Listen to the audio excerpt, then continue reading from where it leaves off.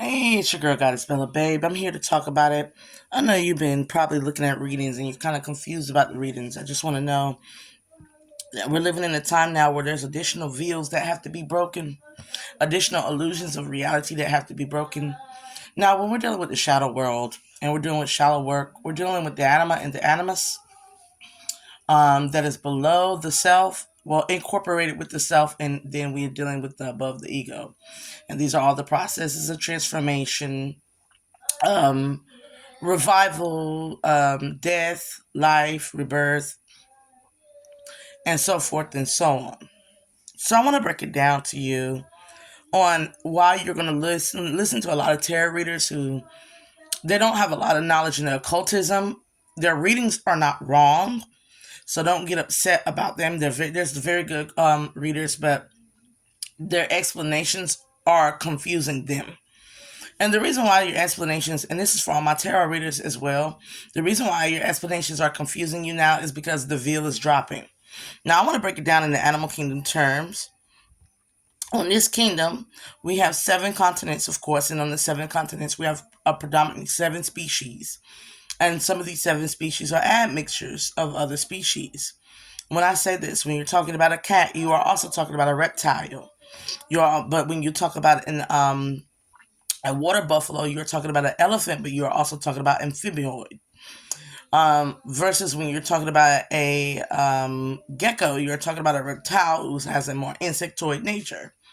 Or when you're talking about a bipedal or having a finger, index finger, or something like that, you're talking about chimpanzees, but you're also talking about human nature.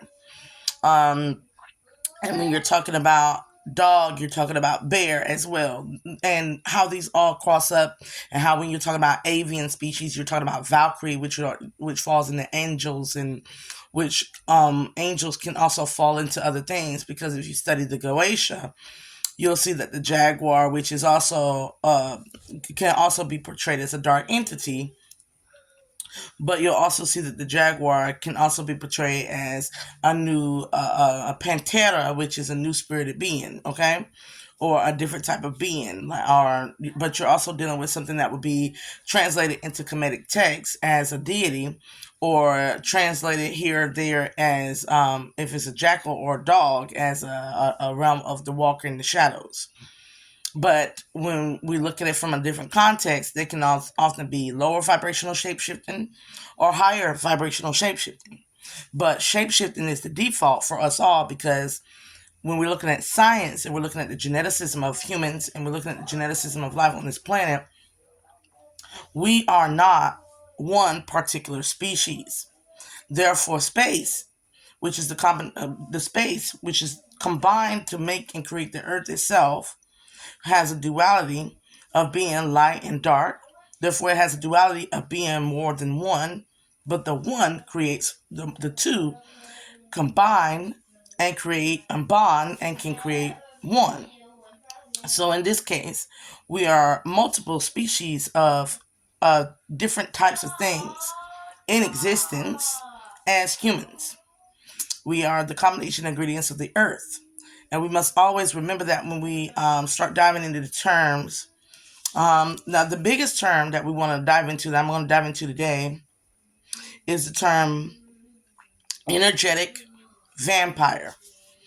Everybody on this planet is a soul harvester.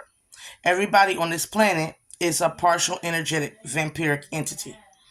We need to accept that is the dark aspect of the shadow of ourselves, is that we are animal minded and we are consumers of energy via mouth and digestive. So there's no getting around having narcissistic traits. But there has to be a balance with your empathic traits, and these balance of empathic and narcissism have to also have the two polar regions of sociopathic and psychopathic balanced as well. Do you understand what I'm saying? Because you are living on the 4 hemispheric plane that has earth, water, fire, and air, 4 elements, right? Therefore, and it has also the 4 poles, north, south, east, and west, which are also the 4 angelic regions, Uriel, Raphael, Michael, and Gabriel. So you have to understand that with those 4 poles, you are an embodiment of the 2 masculine and 2 feminine and lower and higher vibration of the 2. AKA, you have vampirism in you, but you also have angelic in you. You have demon in you, or devil in you, but you also have God in you. Once you understand that, and you understand that that's how everything is orchestrated to be on this earth in existence, you know that you have to be situated in neutrality right in the middle. And you have to either ascend all of it or stay put and basically eventually de-evolve into the dark reservoir of those things. Now people are going to go, what's the dark reservoir? You can't be a dark reservoir. If you're a fallen God, yes, you can be a fallen God. Yes, you can be a fallen angel. Yes, you can be fallen. A God that is fallen and has gone into trickery and deception is called a devil. Okay? An angel that has fallen, we call them fallen angels, but the reality of it is they fall into demonic energy.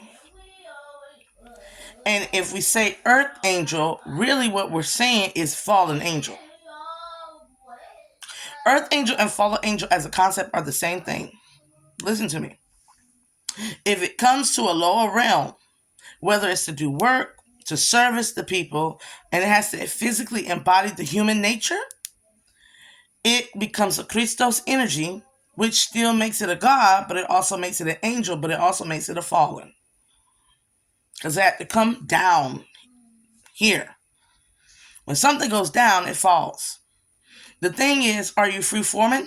Because Christos energy is a freely forming movement of energy that can go where it's needed and still maintain its purpose and divinity in order to get the work done. This means Christ could literally go down into hell and revamp all demons, heal all demons. But Christ will never fully engage in becoming a demon itself. This is how we work with them. This is also scientifically how people can be rehabilitated and revived, and how most of the services on earth are actually supposed to be meant to either grow and mature something, or rehabilitate it to where it works a whole lot better, or works in a way that's conducive to the reality around it. So this whole earth is about harmony. And harmony in the matter of frequency is a bunch of melodious tones, which we know light and sound create mass when they vibrate. So in order for light and sound to create all types of masses, it has to vibrate on all frequencies in order for existence to occur, in order for you to be you. Therefore, there will always be lower vibrational frequencies, mid and higher, on this plane of existence. It's a duality. This duality, which is marked by light and dark, light casts shadow. But dark also creates the perfect haven for creation and things to manifest from. We call this in the Taoism, Wu Chi to Tai Chi. The unmanifested coming into the manifested. These things play an intermingle of dance that we call life and death. And often, life is appraised and death is demonized by people. So when you do your readings and you're looking at something, your readings, most of us are doing tarot readings now, and we're looking at it like a perspective of it being one person. But there is only one person. This is the biggest reality veil that's about to crumble, is that there's a such thing as individualism. That's the biggest, hardest pill to swallow for us as beings on this planet, is the aspect of us being ourselves. And if we self-surrender, we'll lose ourselves. This is called the fear of the ego death, right? Now, the fear of the ego death is I will lose my mind, and in me losing my mind, I'll lose my positioning and everything in life. You cannot lose a position that will always be. Now, I know you're like, what does this mean? This means you think you're an original, and nobody is an original. On this planet, nothing is original. As they say, nothing is new under the sun. And that's very accurately so. Nothing can be new under the sun. You can be a trendsetter. You can be the first one to do it. But the moment you had the thought of the idea and you pieced it together, there was another person that did the same. The difference between you and the other person, that person may have not had the resources to bring forth that idea. Or that person didn't believe that they could bring forth that idea. But you, an individual in particular, you who think you're an individual and you have this awe-inspiring epiphany, you think, I'm the first. I had it. Me. But the reality of it is, your thought, if you don't act upon it, somebody else who's having the same exact thought will act upon it. Understand me now? Therefore, if your thoughts are not only subjected to, if your thoughts are not only in your mind, and they're in another mind, and simultaneously y'all have come to this epiphany, but only one is successful and recognized within the world, it's just like a part of you not being recognized.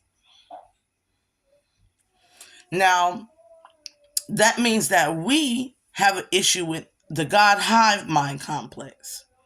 Now, the reason why I say the God hive mind complex is we fight against the mentality to be what we quote unquote call drones and clones and bees. We don't want to be drones, clones, and bees. But innately so, we want to have a collective consciousness that vibrates on one pattern and frequency. That is wanting to be drones, clones, and bees, or an AI. We say things like artificial intelligence, not knowing that our intelligence is an elusive and built within the matrix, therefore it's already artificial.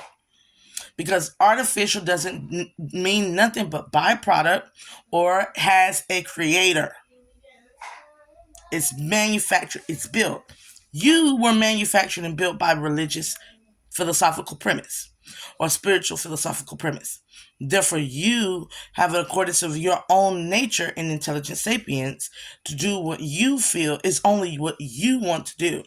And when you feel that way, but you go and talk to somebody who agrees along with you, you feel like you're resonating on the same frequency. But the reality of it is, your reality around you is you.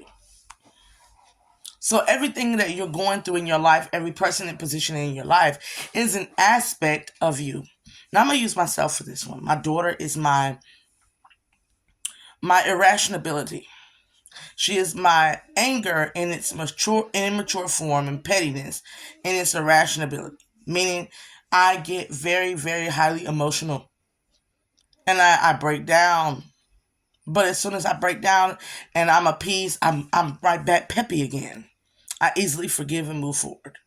But in my breakdowns, it's very ugly. It's very mean, very hateful. Now I know that within me to change, I have to change the aspect within me in order to change it within my daughter. Because she is me. There's not four people in this household. There's only one being in this household. On this block, in this road, in this town, there's only one. So what we're aiming to get now is back to the law of oneness. In order for you to get back to the law of oneness, you can't dismiss those shadows. You can't dismiss the shadows. You have to shine light on the shadow. You have to make the shadow be in a suited position of what it's supposed to be, because a shadow that's out of character or a shadow that becomes too big is no longer a shadow. It's dense energy and it can become a physical being. We call that physical being demon. We call that physical being an energetic demon. Now, as I was saying before, we're all energetic vampiric. So don't get hurt when you hear that. Psychologically wise, we all have a form of narcissism. And psychologically wise, we all have a form of brain damage. Mommy, don't we buy that Miss Piggy we thought? That will one. Baby, let me do my video first and then we'll talk about the guinea pig, okay? Mm-hmm. She was so pretty, wasn't she? Yeah, I buy her today. Okay, no, not today, baby. We have to talk. We have to educate ourselves on baby guinea pigs before we get them. Okay. That we need to. Because we don't want to get the guinea pig, and then your room is not clean, and on top of that, you don't know how to feed it, water it. You don't know what might happen to how it feels, because a lot of these small animals, they get depressed real quick, and that depression can lead to a sickness, baby. So we don't want to go to.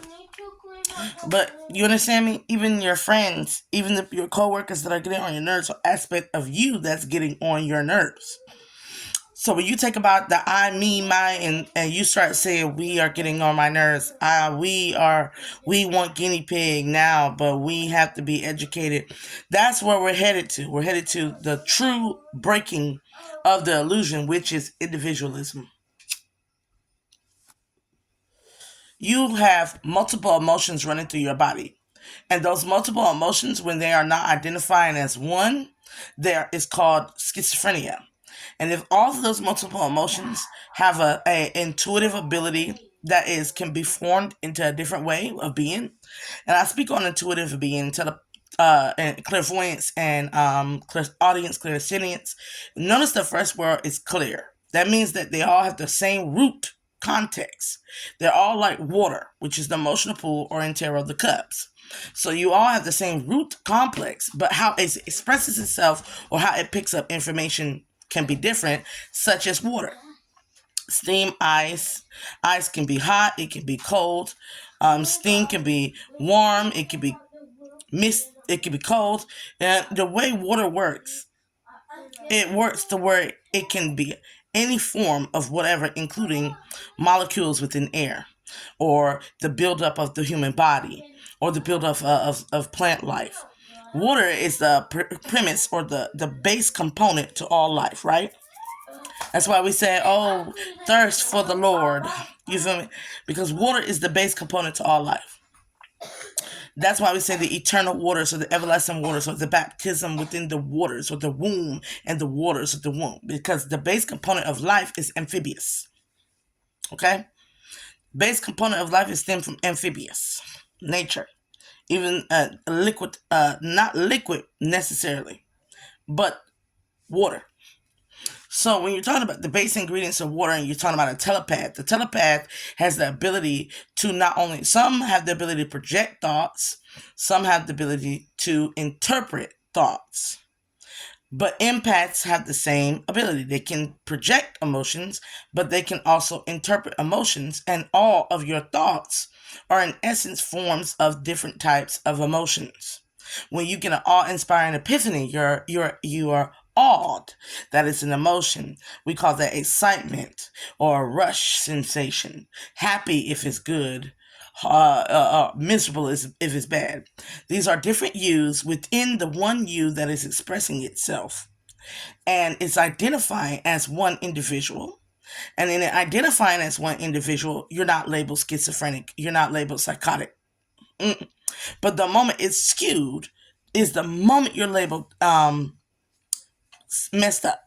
No.